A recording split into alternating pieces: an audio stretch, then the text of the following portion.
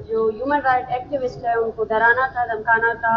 और जो कानून जिसको हिफाजत देना चाहिए शहरियों को, उसी कानून को इस्तेमाल करना था। इसके साथ साथ मैं ये भी कहूँगी कि अब मेरा केस इस्लामाबाद हाई कोर्ट में भी थर्सडे को लगा है चीफ जस्टिस के सामने, और मैं उम्मीद करती हूँ कि जिस तरह पूरी दुनिया एविडेंट रही है कि ना मेरा नाम ECL में डाला गया, ना ही किसी और लिस्ट में, मुझे इलीगल तरीके से रोका गया, ना रोका गया सिर्फ बल्कि असॉल्ट भी किया गया, अटैक भी किया गया, मेरा पासपोर्ट तक मुझसे छीन लिया गया, और उसके बाद FIR भी मेरे खिलाफ दर्ज की गई। तो इन तमाम असॉल्ट्स के खिलाफ जिस तरह सिंध हाई कोर्ट ने हमारी पेटिशन को सुना है, वो आगे फैसला भी इसी तरह जिम्मेदाराना तरीके से करेगी, और इस्लामाबाद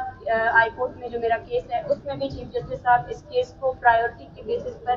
देखेंगे कि किस तरह बलूचिस्तान से मुंसलिक जो इंसानी हुकूक के एक्टिविस्ट हैं उनके साथ क्या हो रहा है। Thank you very much. देखिए, उनकी तो गिनती नहीं हो सकती है, क्योंकि मुकदमात कभी सामने भी नहीं आते हैं। यहाँ पे वो रूल ऑफ लॉ तो कभी भी फॉलो नहीं किया जा सकता। जो लॉन्ग मार्च हमने किया था, उस लॉन्ग मार्च में हम अपने प्यारों के बाजियाबी के लिए निकले थे, लेकिन हमारे ऊपर ही FIRs किए गए। और उस लॉन्ग मार्च में सबसे मुझे अफसोस की बात यह है कि ऐसे मिसिंग पर्सन्स फैमिलीज को डाला गया, सायरा बलोच को डाला गया, जिस पर 2 नहीं बल्कि 3 मरतबा गुलजार के कोर्ट ने अरेस्ट वारंट उस बच्ची के निकाले हैं। क्या आपको हम अरेस्ट वारंट निकाल रहे हैं कि अगर आप पेश नहीं होंगे तो हम आपको अरेस्ट करेंगे, और उस बच्ची की स्टडीज अभी तक मुतासिर है। तो ये अदालतों का आलम। मेरे ऊपर खुद के शायद अब मुझे गिनती भी याद नहीं है, आधे दर्जन से ज्यादा तो FIR लगे, और सबसे अफसोस की बात यह है कि वो FIR कभी प्रोड्यूस ही नहीं होते, उनको सामने ही नहीं लाया जाता, जिसमें एक तरीकाकार होता है कि आप अगर किसी के खिलाफ FIR किसी भी स्टेशन में दर्ज होता है तो उस बंदे को इन्फॉर्म किया जाता है कि आपके खिलाफ कोई FIR है, ताकि वो कानूनी चाराजोई करे। लेकिन हमारे केस में ये है कि जितने भी FIR दर्ज होते हैं वो हमें इन्फॉर्म भी नहीं करते हैं कि आपके खिलाफ कोई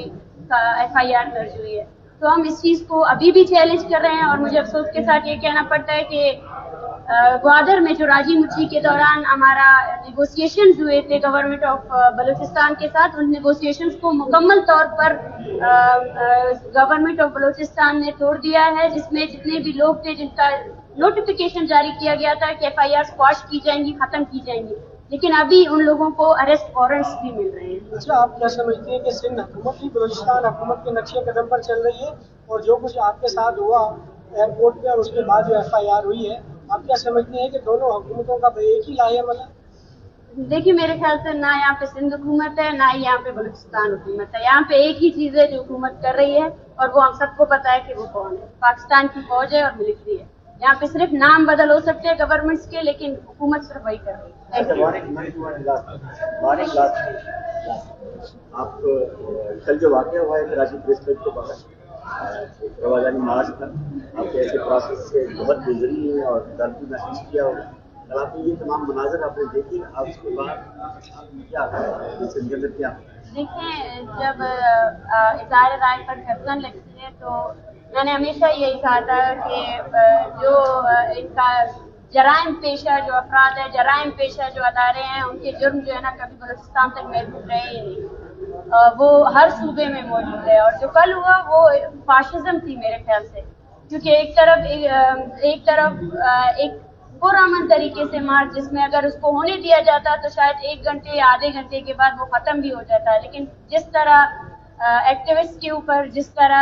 अफसोस की बात है सहाफियों के ऊपर लाठियां बरसाई गई, तो इस चीज़ पर जितना अफसोस किया जाए उतना कम है। लेकिन ये हम सबके लिए एक सबक भी है कि अब